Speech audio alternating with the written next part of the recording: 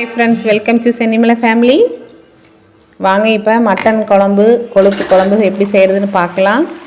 இட்லிக்கு வெங்காயம் வெள்ளை பூண்டெல்லாம் போட்டு வதக்கிக்கலாம். வதக்கி எடுத்து வச்சுக்கலாம். வதங்கினதும் மல்லி, சீரகம், மிளகு எல்லாம் போட்டு வதக்கிக்கணும். கொஞ்சம் கசகசாம் போட்டுக்கலாம். சீரக மிளகு கூடயே அது லேசாக வதங்கினா போதும்.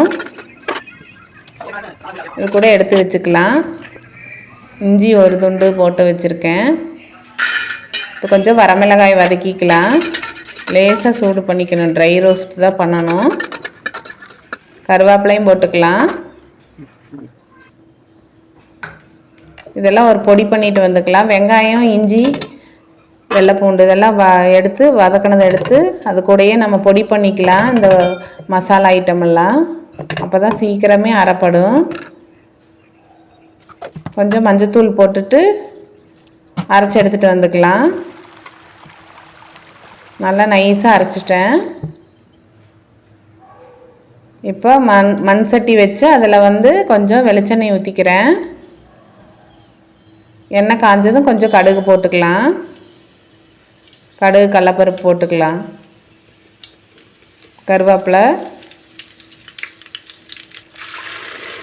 கருவேப்பிலை போட்டு அதுக்கப்புறம் அந்த அரைச்சி வச்சுருக்கிற மசாலா ஊற்றிக்கணும். ஊற்றி கொஞ்சம் நேரம் வதக்கணும்.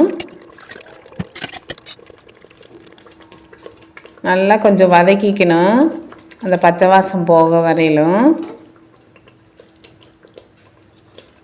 அதுக்கப்புறம் கறி போட்டுக்கலாம்.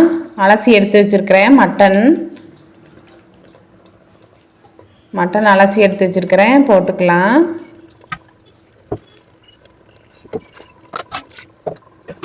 போட்டுட்டு நல்லா கிளறி விட்டுக்கணும்.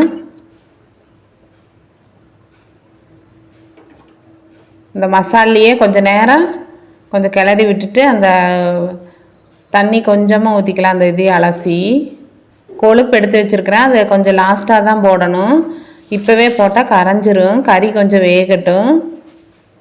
3/4 பதத்துக்கு வெந்ததுக்கு அப்புறமா தான் நம்ம போடணும் கொழுப்பை. எப்பவுமே மட்டன் குழம்புக்கு கொஞ்சமாவது கொழுப்பு போட்டால் தான் டேஸ்ட்டு கிடைக்கும்.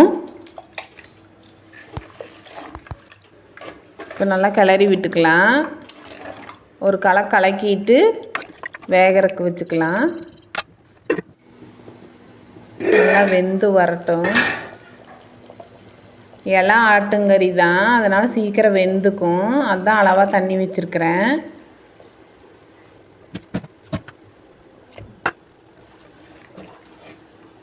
நல்லா வெந்துருச்சு. இப்போ 3/4 பாகம் வெந்துருச்சு. இப்போ ஒரு கலக்கிட்டு அந்த தேங்காய் அரைச்சி ஊற்றிக்கலாம். தேங்காய் கொஞ்சம் அரைச்சி ஊற்றிக்கலாம்.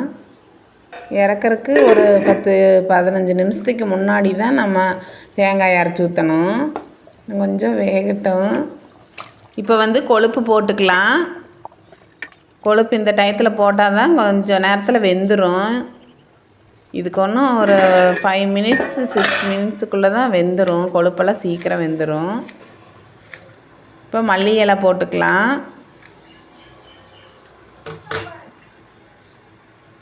மல்லி இலை போட்டுட்டு ஒரு தாளிப்பும் போட்டுக்கணும். ஏன்னா நம்ம தேங்காயெல்லாம் அரைச்சி ஊற்றிருக்கிறோம். அதனால் ஒரு தாளிப்பு போட்டுட்டோம்னா நல்லாயிருக்கும்.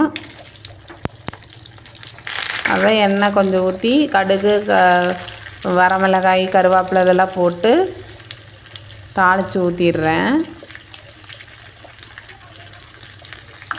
தாளிப்பு போட்டால் கொஞ்சம் டேஸ்ட்டு கிடைக்கும் லாஸ்ட்டாகவும். ஏன்னா அந்த மிளகு வாசமெல்லாம் இல்லாமல் இருக்கும்.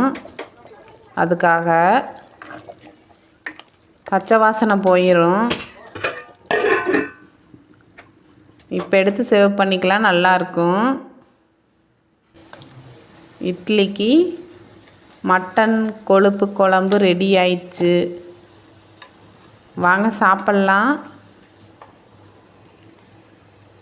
இட்லிக்கு செஞ்சுட்டு அது சூப்பராக இருக்கும். இந்த மாதிரி ஒரு வாட்டி செஞ்சு பாருங்கள். நல்லாயிருக்கும். தேங்க்ஸ் ஃபார் வாட்சிங்.